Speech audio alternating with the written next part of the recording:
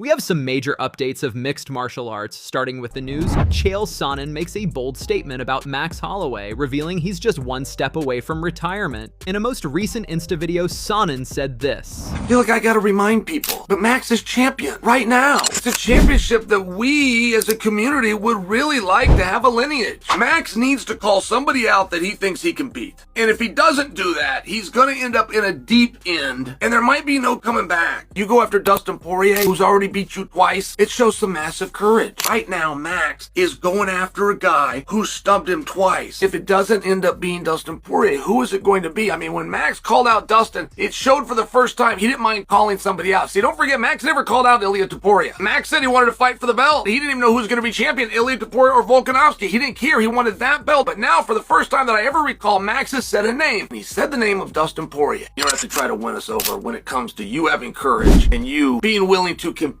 with the best. But at 155 pounds, make no mistake, there is no easy fight. It seems like Leon Edwards is aiming to make his return at UFC London in March. After losing his title to Belal Muhammad at UFC 304, Edwards hinted at his next fight for the first time. Recently, on his X handle, he shared this looking eyes emoji, which probably means he's interested at the upcoming Fight Night event in London. Diego Lopes challenges Ilia Topuria for a ground fight in the octagon. Back at UFC 308, Topuria fiercely called for Max Holloway to stand in the middle and fight him, but Max refused. Now Diego Lopes said he's ready to take the fight to the ground with Topuria. Lopes has delivered impressive performances in his recent fights, and at UFC 306, he secured a victory over Brian Ortega. Recently, while giving an interview to MMA Junkie, Lopes said, "I'm telling you, I respect everyone, but I'm not afraid of anyone. If there's anything I don't have, it's fear. I think I've shown that in all my fights. I've shown that I'm not afraid of anyone. As many times as he wants to point to the ground, I will plant my feet in the middle of the cage and throw down. It's that easy." Aljamain Sterling goes off on Umar Nurmagomedov. Recently, Sterling made his appearance on Ariel Helwani show and said that he doesn't care about what Umar's cousin Habib has done for the sport. Umar has to prove himself on his own. Listen to what Aljamain Sterling actually said. I love Umar. I think Umar's a great guy, but facts are the facts. I don't care what your cousin has done. That does not have any bearing on what you have done for the sport. You got to cut your teeth in this game, not riding the coattails of your family's merit. The same thing is, like I always say, if I have kids, I want to make sure they're not riding off the coattails of what I do or have done in my life. I want to make sure they're out there, they're being go-getters. I think anyone should, with any type of real self-worth, would want to do that, earn their keep, you know? You don't want to be feeling like the person who's just here because you were handed an invite versus actually earning to be at the table. Earn your seat at the table. How do you think that fight goes? I think it's a very competitive fight. It's still very cold.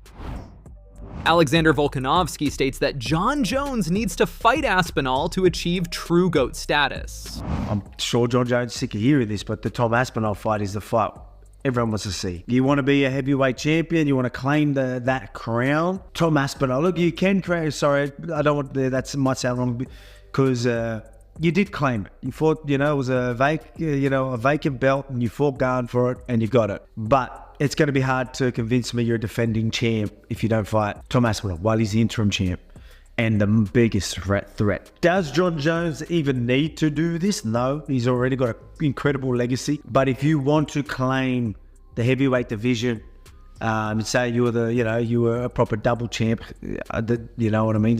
People are going to twist this for sure, excuse my language. But yeah, you got to fight Tom Aspinall. If you really want that on your resume saying that I'm the best heavyweight while I was there, you have to fight Tom Aspinall. I think he is definitely the biggest threat. The wrestling everywhere, he can be, you know, dangerous everywhere, and he's a legit heavyweight, right? Explosive, fast, you know, yeah. It's just that's the fight that I hope to see. I know there's talk of him maybe doing a Pereira fight. You know, he's probably in a position where I don't need to add to my legacy. I want bigger fights. You know, Pereira's a massive name right now, so maybe that's what he's chasing. And he's clever. He knows Tom Aspinall's a way bigger threat, but, you know, what he gets out of beating him would be actually, I think, for most of us, the guys that are in the know, that'll be huge, right? That'll be huge. But when you're talking money and things like that and star power, I mean, a win over Pereira right now would be massive. That's probably one of the biggest fights you could do right now. So I can see why he's pointed at that, but get rid of the heavyweight belt then, you know, because you want to claim of being the champ. Get rid of that heavyweight belt because the interim champ's there, so you need to fight him, and that's just how it is. Jon Jones opens up about the meaning of his custom shorts. With only a week to go until Jones' UFC 309 fight, the shorts are ready, and Jones explains the significance behind them.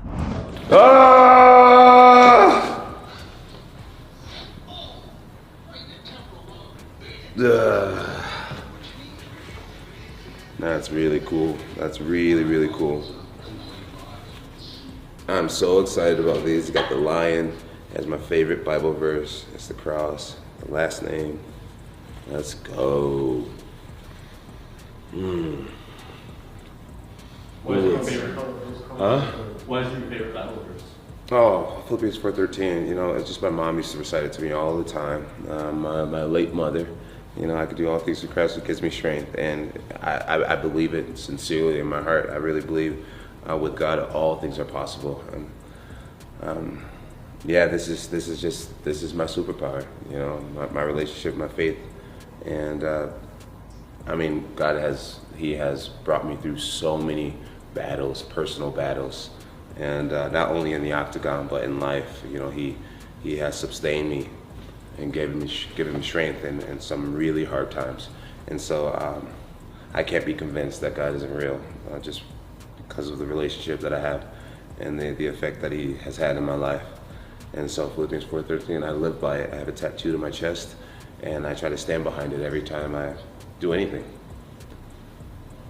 And I'm super grateful to have these. I'm probably gonna wear them to sleep tonight, not gonna lie.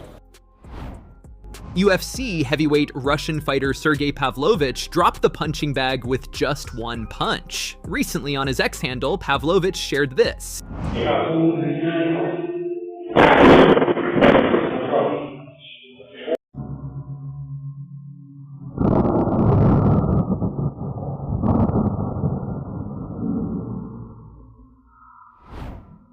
Alex Pereira responds to Jon Jones's call out. A few days ago, during UFC 309 interviews, Jon Jones shared that he's not interested in fighting Tom Aspinall and would rather fight Alex. Now, in response to Jon's call out, Pereira posted this to his Insta story, where we can see a picture of Dana White holding the BMF belt by tagged Jon Jones, and wrote, "Chama, my brother, let's make them wait." This clearly shows that Alex is fully prepared to skip over Magomed Ankalaev and take on Jon Jones in a fight. Well, let's see what's happened next.